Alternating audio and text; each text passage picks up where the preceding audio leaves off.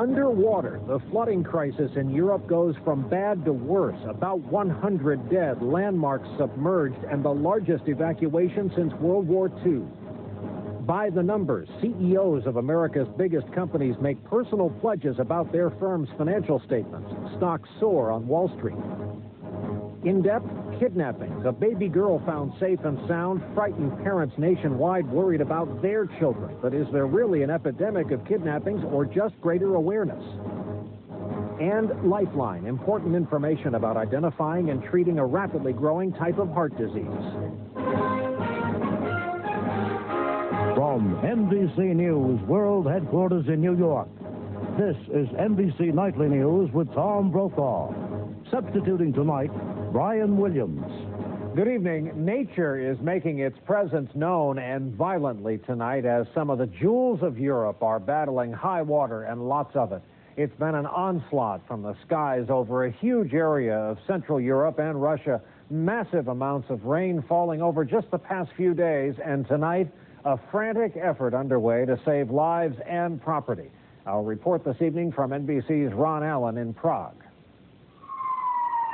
Before dawn today, rescuers trying to reach those stranded in Prague, the biggest evacuation here since World War II. More than 200,000 people driven from their homes by the raging floodwaters. I could take only one bag, this one, she says. Police forced her to leave home quickly at 4:30 a.m. Prague's 1 million residents now facing what emergency officials call its worst moment. Today, on one city bridge, a man was winched to safety by an amateur mountaineer. Others picked off the tops of buildings by helicopters. Some tried to test Prague's rising floodwaters, salvaging their possessions. The Vltava River finally is expected to crest sometime this afternoon, some 24 feet above its normal height, after rising about 4 to 6 inches per hour. Right now, the amount of water racing through here is about 100 times more than normal. Much of the Czech capital has no power. Its cobblestone streets, usually packed with summer tourists, now deserted. It's very sad. I mean, it's terrible to see something like this happen. We had a flood 5 years ago in our town, and it killed a few people, and it's frightening. Across Europe today, the death toll rising to at least 94, including 5 more in Germany. Parts of Dresden waist-deep in water. Rivers flowing through the main train station, the basement of a magnificently restored opera house underwater.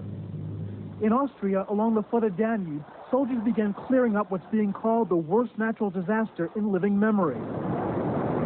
In Prague Lake today, finally, the rain stopped. Breaks from the clouds giving way to blue skies, and the raging waters dropped slightly. Do you think the worst is over? I hope. I hope. But not before it struck at the Prague Zoo. A 35-year-old elephant, stranded in the water up to his ears, was euthanized when rescuers could not coax him to leave his flooded compound. Hundreds of other animals survived. Tonight, Prague's volunteers and emergency teams still fighting to save this city full of treasures, including the National Theater, before the floodwaters rush in. Ron Allen, NBC News, Prague. Most of the eastern part of this country is baking in an oppressive and dangerous heat wave tonight. Temperatures topped out at 95 here in New York with high humidity this afternoon. Boston hit a record 98 degrees, and unfortunately no real relief in the immediate future, according to weather forecasters. And in the eastern Missouri town of Festus tonight, more than 24 people were hospitalized with breathing problems after a leaking railroad car at a chemical plant sent a cloud of chlorine gas into the air. Investigators say they still don't know how the car sprung a leak. Now to the latest on the investigation into just who mailed anthrax around the country last fall. Federal investigators now say someone did put anthrax in a mailbox in Princeton, New Jersey. Now they are asking people who live and work in that area whether they recognize a man who swears he had nothing to do with these anthrax crimes. More on all of it tonight from NBC News Justice correspondent Pete Williams. Investigators now say there's little doubt that traces of anthrax were found in a mail drop box in Princeton across the street from the university campus. More thorough tests will now determine if it's the same strain used in the anthrax mailed to a Florida publisher, NBC News and the New York Post, and the U.S. Senate. State health officials say there's a possibility the box could have been cross-contaminated by mail containers that came in contact with the anthrax letters somewhere else. But investigators say they think the letters themselves may have been mailed from that Princeton box. Their tests examined areas in the upper part of the box, above where containers like this that could have been contaminated are placed inside to catch the mail. In Princeton, federal agents asked people who worked near the mail drop if they saw anything suspicious around the time the letters were mailed last year. And they're showing pictures of just one person, former government researcher Stephen Hatfield. I'm sure I did see it, that face. Then they asked me, is it possible that you saw it on TV? I said, yeah, that's possible. Yes, he looked familiar, but only because I had seen his picture on the news. Hatfield last weekend spoke out publicly to say he had nothing to do with the anthrax attacks, and his lawyer today says Hatfield denies having been to Princeton. Federal agents are also checking records of speeding and parking tickets from last year, but Princeton authorities say there's no record that Hatfield got any. One other factor about Princeton interests federal investigators.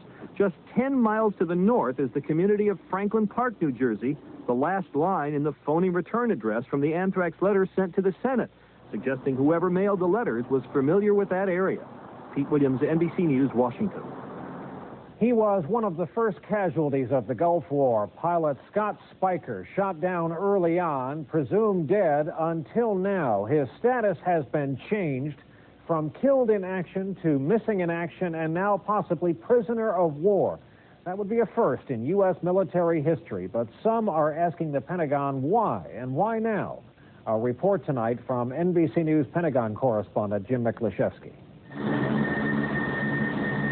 When Navy pilot Scott Spiker was shot down in the opening battle of the Gulf War, he was quickly declared killed in action. Today, 11 years later, the Navy is preparing to change Spiker's status to prisoner of war.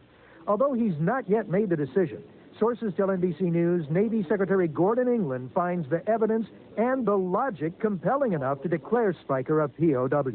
Cindy Lacadera, an attorney for Spiker's family, claims given the evidence, Spiker deserves POW status.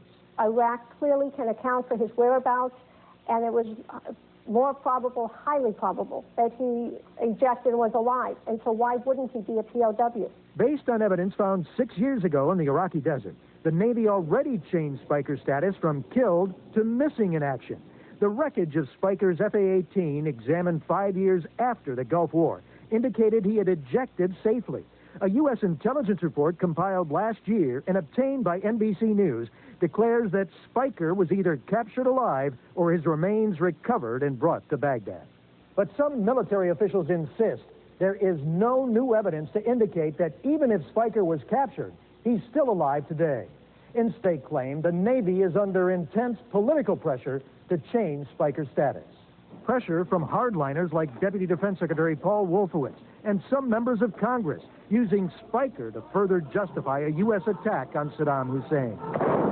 To the extent we think of this American serviceman as a prisoner of war, possibly being held against his will in Baghdad, that will make it easier for Mr. Bush to decide that Saddam Hussein is a monster who must go. Political or not, the decision on whether to declare Spiker a POW is expected within weeks. Jim Miklaszewski, NBC News, the Pentagon. News in this country on the corporate scandal front tonight. The deadline for CEOs to certify their company's financial statements are accurate has arrived. Their signed statements were due today. As companies rush to comply, the Treasury Secretary called maintaining good business practices the new patriotism. Here is NBC's Ann Thompson. The Securities and Exchange Commission today deluged with paperwork. By fax, courier, overnight express, and mail, the chief executives and chief financial officers of America's biggest companies under government orders to deliver pledges their books aren't cooked to the best of their knowledge. But the main point in here is right here. Among those filing today, Jeff Jarrett, CEO of Manpower Incorporated, a $12 billion staffing agency. Before signing his name to the bottom line, Jarrett required each of his top managers to certify the financial reports they gave him. I did that to emphasize the point that if there is anything, I want to know, because now is the time to know. That increased attention to detail applauded by shareholder advocates like Sarah Teslin, who believes the certifications will help calm investors worried they hold stock in the next Enron. I could not think of a better way to signal to investors that they will know how much fraud is in the pipeline. But it has tested nerves in the nation's executive suite. Corporate counsel Maureen Brundage says the question CEOs ask her, is it really true I can go to jail? Yes, you can go to jail if you knowingly or willfully file a false certification. Some companies today restated their earnings, including Household International, the nation's #2 consumer finance company, saying it earned $386 million less than previously reported. Other companies could not certify their statements, including WorldCom, its accounting scandal, the catalyst for the requirement, and Quest, its books also under investigation. As for those companies that did meet the deadline, experts say this is not the end, but the beginning of a new level of scrutiny. The SEC will sort through the information where they aren't satisfied with the response. The enforcement people will contact the companies. As an increasingly outraged public demands numbers it can understand and trust before investing in corporate America. Ann Thompson, NBC News, New York. By the way, you can access the list of certified financial statements posted by the SEC so far tonight by logging onto our website, msnbc.com. Stocks surged today as big investors poured money from bonds back into stocks. The Dow was up almost 261 points at the end of trading. The Nasdaq was up 65 points. One stock that did take a hit today was United Airlines. Its parent company, UAL, says it will have to file for bankruptcy this fall if it cannot drastically cut costs and if the government rejects its request for a $1.8 billion government loan. United is the #2 carrier now behind American Airlines, which yesterday announced 7,000 layoffs and other cutbacks. U.S. Airways, as you may know, filed for bankruptcy over the weekend. Up next, as we continue tonight, NBC News In Depth. 2 kidnapping cases with happy endings tonight. But now the question, are these cases getting too much attention? I don't want to minimize the horror of this crime, but it's not an epidemic, and it's not something where parents should be locking their kids in their bedrooms and their cars to protect them. With word of a happy ending for a California family, a reality check this evening on child abductions. The threats, both real and exaggerated, in depth tonight. And later, our Lifeline report, a common health problem, but many know so little about it, how to protect yourself from heart failure.